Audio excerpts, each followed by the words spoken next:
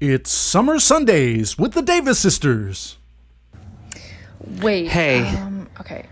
Wait a sec. Where are we? Welcome to... Yeah, welcome to... No. In these uncertain times. Or rather, when we are faced with such unpredictable circumstances. Or perhaps as we navigate this unprecedented moment. No, let's be specific.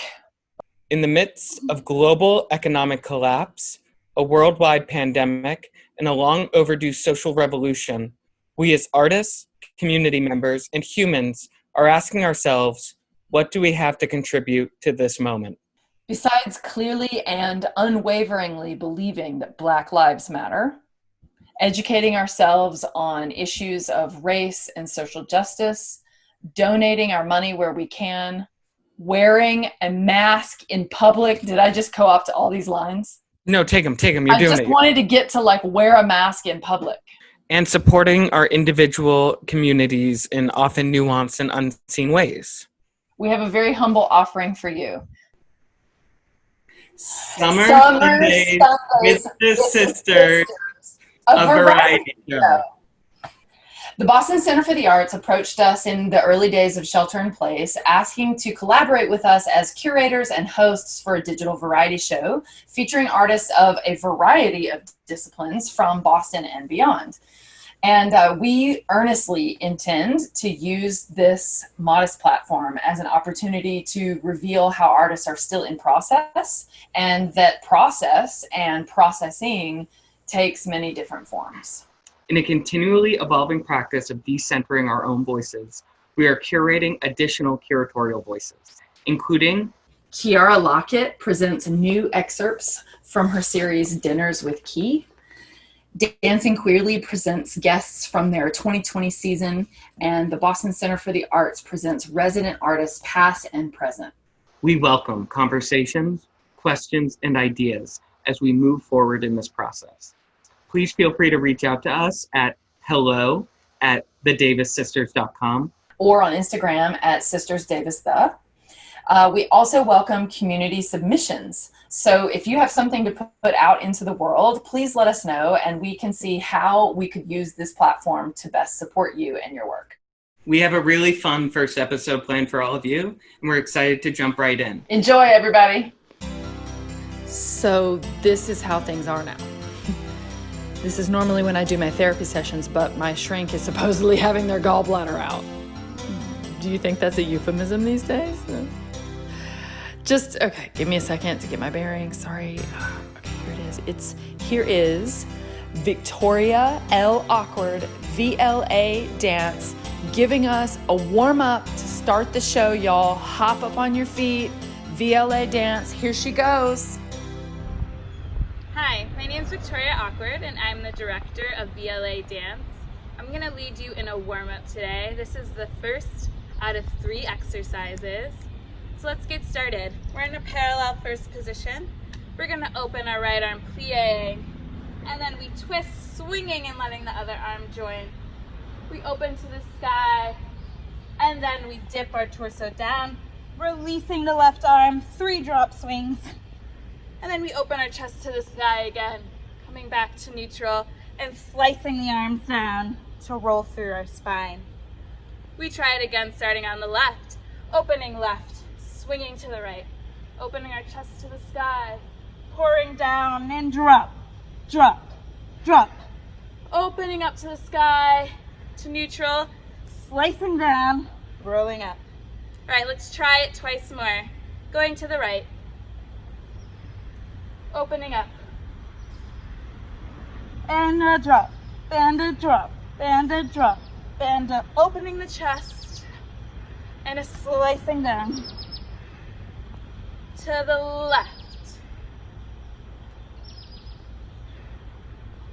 And a drop swing 3 times. And opening up the chest, and dropping it down. To roll it up. So that's a warm-up I would do with my company members. Thank you for joining, and please continue to enjoy the show.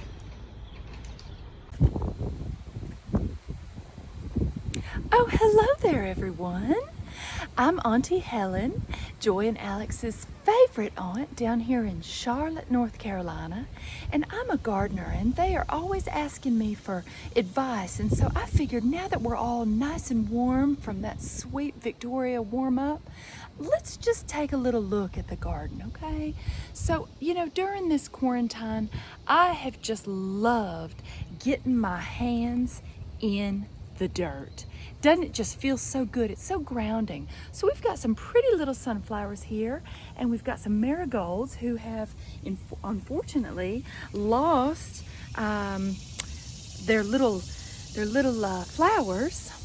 And then we've got some roses. Look at all that new growth on the roses. Oh, we're just so excited about that down here. Now look, once a sunflower loses its sweet little petals, we're going to want to just pluck that head right off, okay? So let's see. Let's find a good example here. Okay, here we go. See this one? This one right here? So what we're going to do is I'm just going to squeeze it right here at the base of its little skull. And we're just going to... Sometimes you got to give it a nice little pop. That's right. So we're just going to pluck that right off. Now, you know what? I'm going to go back in here with some garden shears once we're not live on this fun little show, and I'm going to clean that back up. So just a little garden tip for you. Y'all have a great time watching the rest of this show. I do believe we've got some special treats for you. These kids, they're so fun. Okay, bye-bye. It is a whack time right now, and I haven't been sure how to distract myself. I've tried cooking, running, making art, but it's hard to stay in the moment. Recently, I was on a hike. I was looking at a beautiful, strong, rushing river on the side of a mountain, and all I could think was, I wonder how many dogs have drowned here. Speaking of cooking, now for a performance from Adobo fish sauce, our favorite two dudes, headliners for episode number 1 today. You guys, please enjoy this beautiful work. In high school, I got into the habit of peeling oranges in one go. Wanted to keep the rind intact. Wouldn't eat the orange underneath if I failed. Call it obsession. Call it a party trick. I called it falling in love with processed. Called it journey over destination. Most times, I wasn't even hungry. Most times, I peeled for anyone else. Most times, I felt incapable of keeping anything whole, so why not lean into the peeling? Why not unlearn my own unraveling through the unraveling of what gives me life? The removal of what the world sees to unveil its true essence. How I too am a spiral. How I too keep what will break underneath all this hard. How all this hard is eager to break in the right hands. How the right hands will care if I'm in pieces or whole. My wife asks me to peel her an orange. I dig my nail and work around the sphere. Remove the barrier to her getting fed. She says, "Thank you, my love." And I'm full, way before she puts a slice in my hand. Today, I laid the last piece of flooring and the ground became whole again. It has been a long 9 months since deciding to make a hollow attic home, and today birthed a home, built on top of shoulders, sweat hung like backpack straps, and familiarized itself as the dividing line between back and shirt. And my knees haven't talked like this so much, mouth to the ground, teeth ache and kiss only beneath a cargo pant, but kneeled like prayer, like we made this hollow head a temple, a house to worship the hard work and dust that made home on top of everything and our lungs. My hands that get cut so easily by kitchen knives, use it to bend every piece into place and wipe the ground clean for my feet to eat off it. Can call this all for a celebration of the 35-pound AC sticking out the window to watch over us and bless us with life that heat has borrowed. I peeled all this floor, 24 boxes from Lowe's into a trunks of 2 car and cut each piece into place like this place I want to be in, place myself in this welcoming, still littered with vinyl, blue tape, and the imperfections behind a baseboard. But all of this is of our own doing, the good and the mistake of it. So now our mouths can shape our names for the reasoning of everything here. So the last piece of the floor found itself tucked tightly in the corner of what we will be planned the office, and the ground is finally finished. This morning, I promised my partner that we'll open up our vacuum-sealed bed in the new room today. The same bed that's been laying in our entryway for the past month. We watched the plastic tomb unwrapped and all the exhale that this house has made on the third floor, filling up the mattress.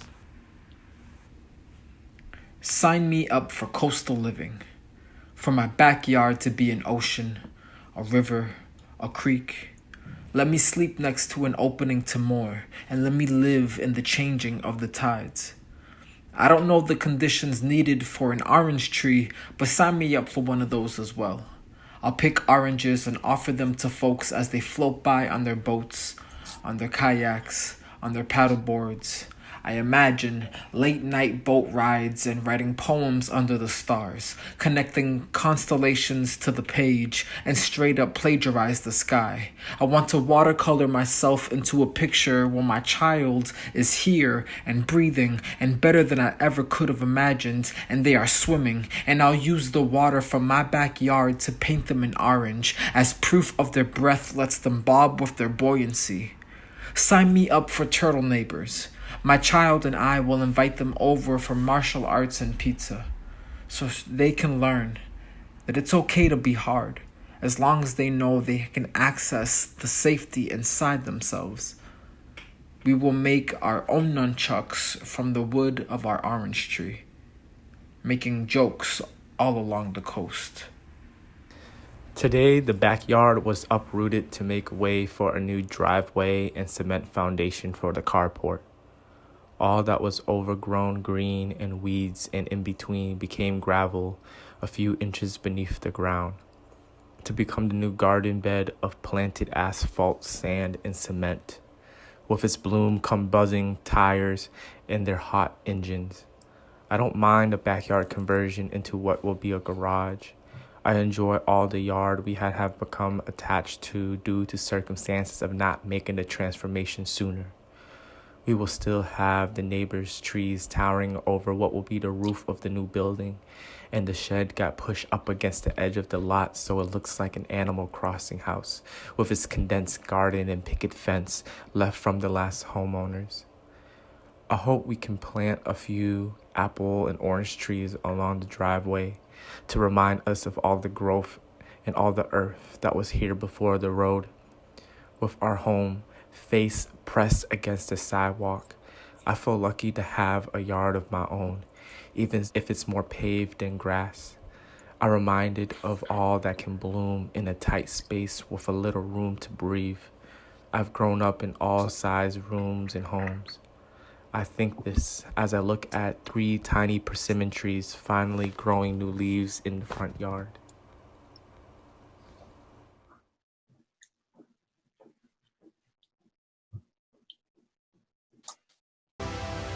You know what? I'm not sorry. I am done apologizing for things that I didn't do wrong. And you should be done with it too.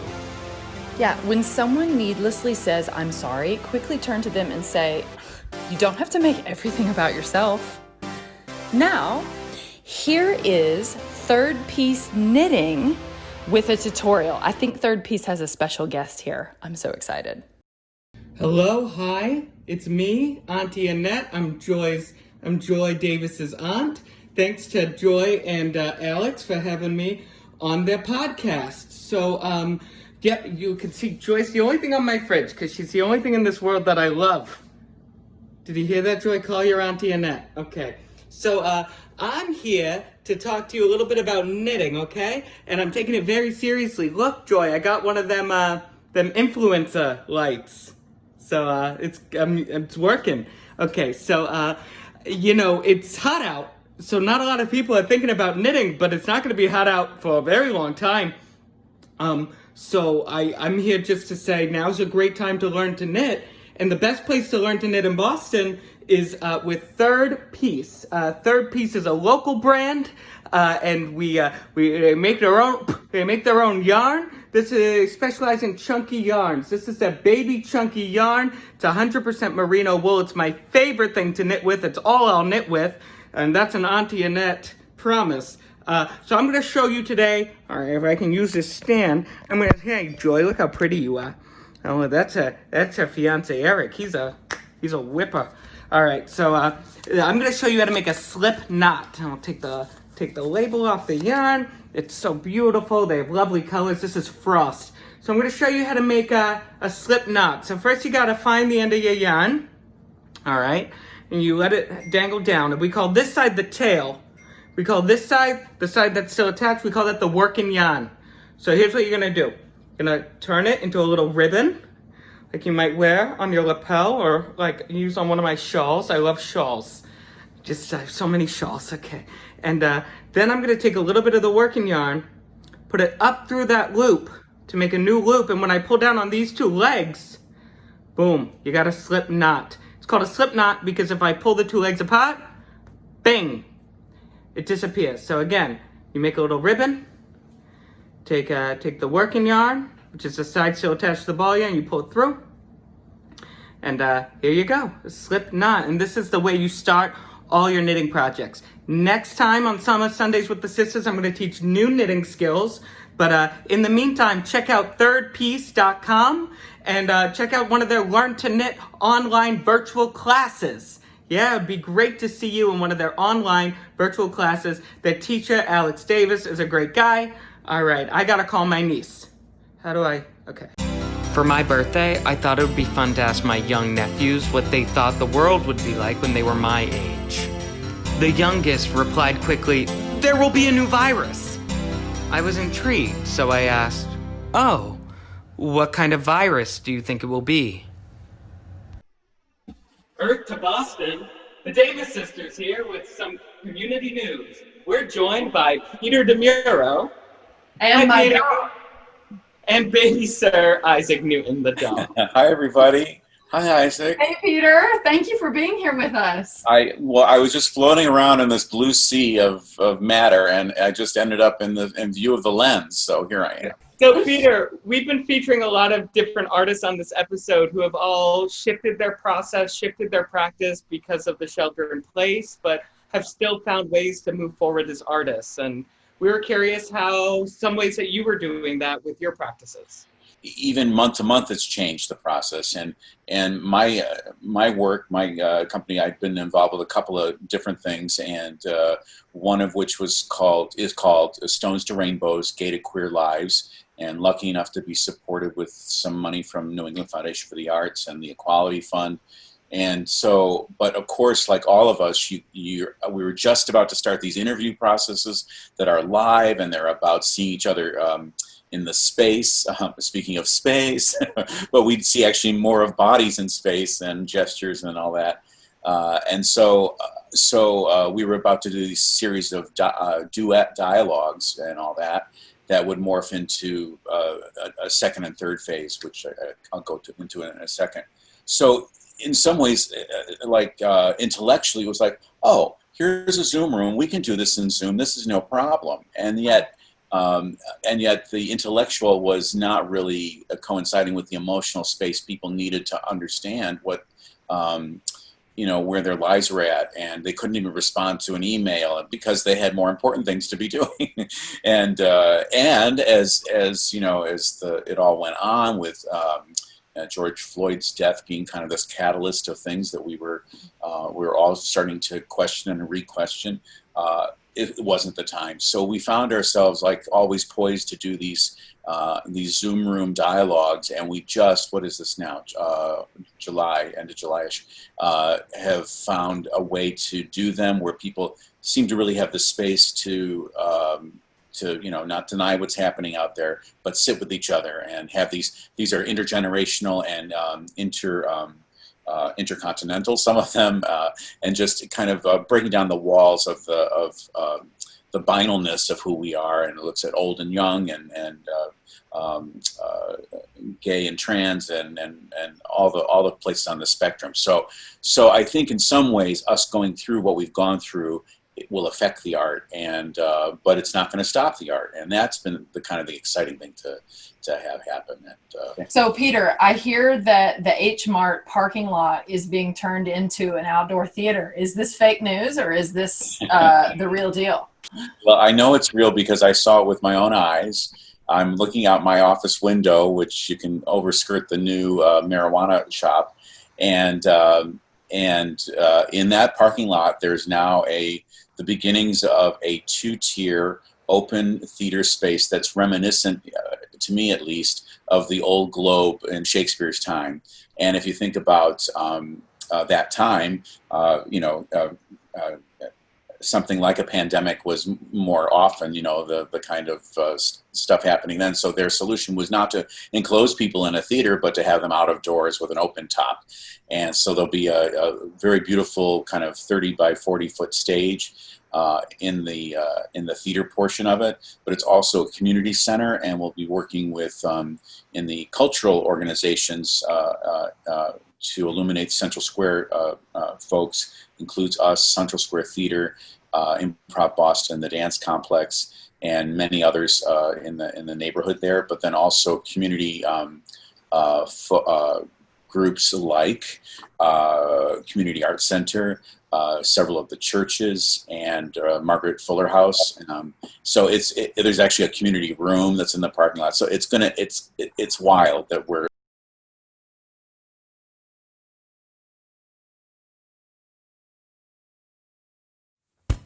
How's it going over there? 2 thumbs up? 1 thumb up? Maybe? Well, whatever's going on, hopefully you're on top of things. Okay? Here's a song by John Lennon.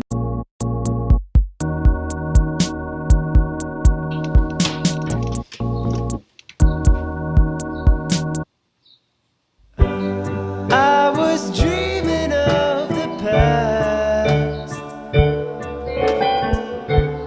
and my heart was beating fast. I began to lose control. I began to lose control.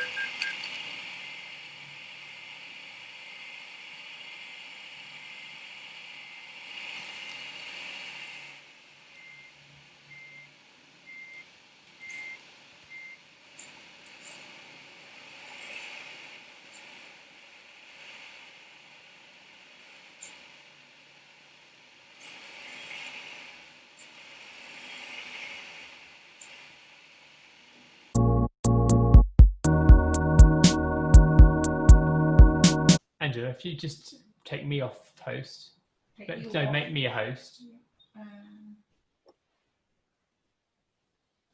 I've pinned your video. It's probably best just side by side with this one. So yeah, that's probably better. Yeah, and if you make me a host, so you go to my name at the top. Yeah, it doesn't seem to want to do that for some reason. You go for my name. Go to Shane's name and also anyway, so that's a little bit of Wow. magic just for you. Not me, John Lennon. But be good, whatever you're doing. Bye-bye. Bye-bye. Joy, I'm having such a great time on this summer Sunday evening. Oh, Alex, I love having dinner with you. It's so refreshing. Dinner is a great way to connect with friends, new and old. That's right. So tonight, our scholar in residence, Kiara Lockett, will be sharing an excerpt from her series, Dinners with Key. We're so excited to have Kiara on board for all 3 episodes of Summer Sundays with the Sisters. Hi everybody, welcome to Dinner with Key. And tonight we have Exelia joining us. Thank you. Thank you for having me. Absolutely. I want to ask you something that has been on my mind since I've met you actually. And how has, working in the tech world as a software, as an engineer, impacted your art making as an actress, as a screenwriter? How has it inspired that and how has it impacted that? Awesome. See.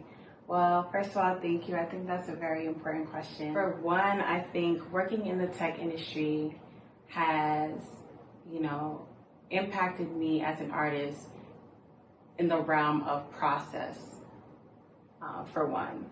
I think that, when I think about my experience in the tech industry, one of the things that is very, highlighted is your methodology. Like, how do you develop software? How do you deliver a product to respond to a business need or a customer need? Yeah. What are the questions that you're answering and what are the solutions that you're providing? How are you doing that? Right. So in addition to the process, the other thing for me is the perspective. And no matter what, I'm bringing a unique individual perspective. As a Black woman in the tech industry, it's like, this industry wasn't designed for me. Right. It wasn't. And a lot of us may work jobs where we're really peeping game and we're like, okay, wait, I'm looking at all the moving parts and they weren't thinking about me when they created this, role and responsibility or, position in this company. Right. And, what does that mean? When I am equipped with my perspective and I am advocating for my perspective, it's an experience that I know represents a larger group of people. Right. And at the end of the day, as Black people in America, we are the lifeblood. Absolutely. And so you cannot design, develop, distribute without your core, beat, your core heartbeat, your core essence. Yes. And so when I'm in these spaces in the tech industry and it's like, one, it wasn't designed for me, but also two, it might not even be prepared for me. Right. So what do I mean by that? Exercising my voice and advocating for myself is something that, I've had to adopt since I was a child. Yeah. Growing up in this environment, it's one of the only ways that you can, guarantee or feel that your needs will be met. Right. And taking responsibility. Right. And achieving that goal. Right. And so when you're in a space that's like, we designed without thinking about your needs. Right. Well, let me tell you something. You didn't design then. Right. Yeah, you destroyed. You destroyed. Wow. Because technology to me is a tool, and it's a tool that has the power to truly liberate and level some of the disruption and inequalities that we see in our society. Right. But it also has a tool to further enhance and exacerbate the disparities that we see in our society. And when this tool is something that we all should have access to. Right. We're thinkers, we're people who are engaged and living in this experience collectively. Right. And as individuals. So your consciousness is enough to become and develop and affect change on our environment. Right. And so when it's stripped away or cut off from the lifeblood, it just doesn't make sense. Right. As an artist, that's something that I'm charged to highlight and speak out and document or, advocate against. Right. And so being in that environment showed me and equipped me with challenges and day-to-day experiences that are like, you know, there's no running away from that. Yeah. We gotta shake some shit up. Yeah. And I'm here to shake the room, shake the table, shake the industry, shake the economy, shake the globe, shake the universe. Thank you for sharing that with us. Yes. We love to see it. This Black girl magic. Thank you. Yes, wearing many crowns, as she should. What you want? What you want to do? What you want to see? Cheers to you. Cheers. Cheers to us. Thank you. And thank you all for watching Dinner with Key. Peace.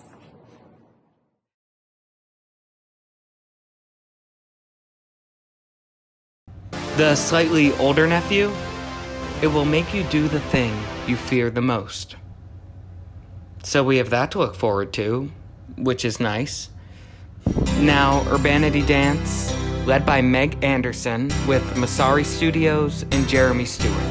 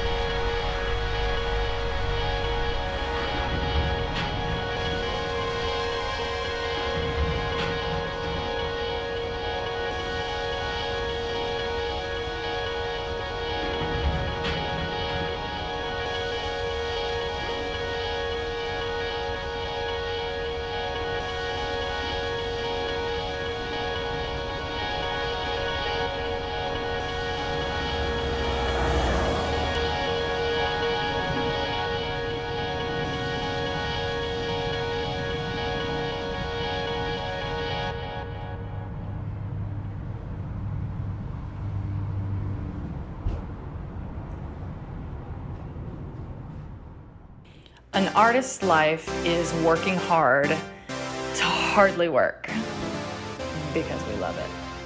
So, I have to get back to doing that, but thanks for joining us. Now for our musical guest, the fabulous Ruby Rose Fox.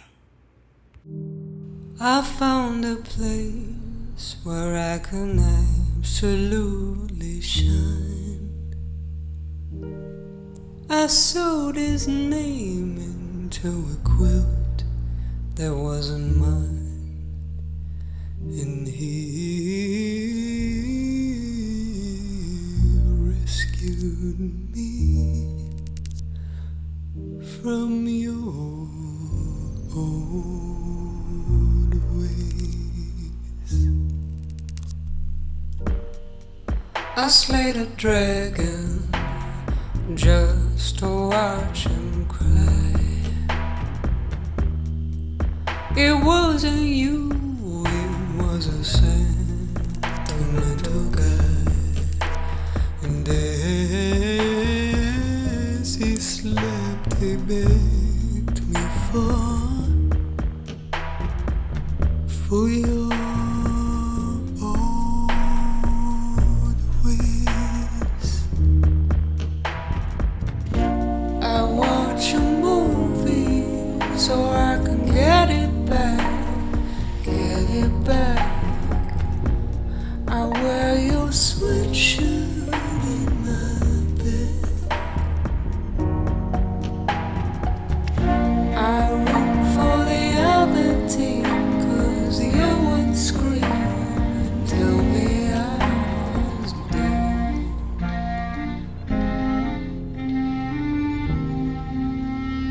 Get it back. So take your time, it's just the way you work.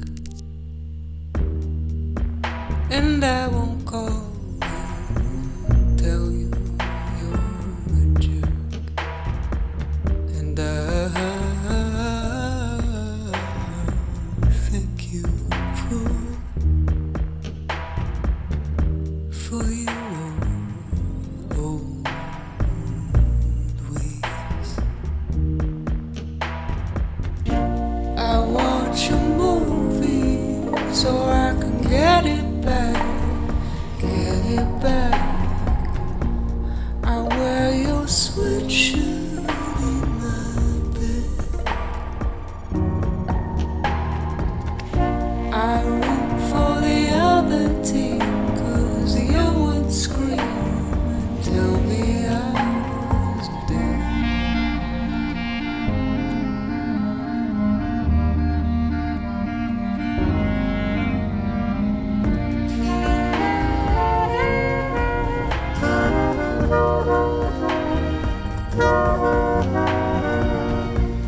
I wear your sweatshirt in my bed.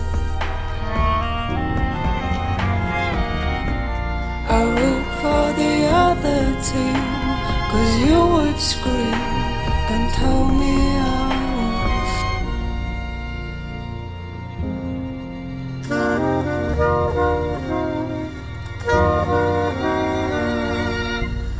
I found a place where I can absolutely shine. I sewed his name into a quilt that wasn't mine, and he rescued me from your old ways.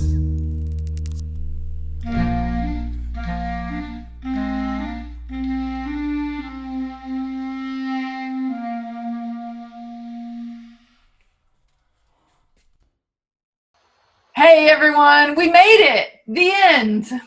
Thank you so much for joining us for the very first episode of Summer Sundays with the Sisters. So we'll be back in 2 weeks on August 16th, here again on Vimeo Live and the BCA website.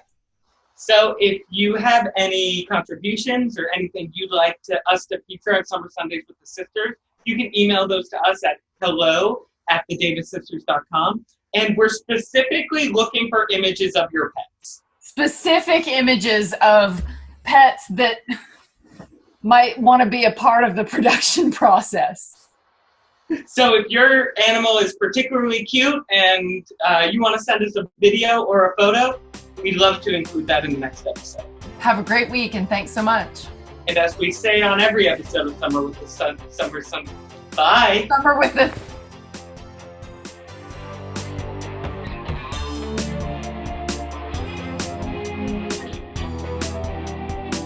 Is hilarious. I mean, it's full on. Summer Sundays with the Sisters.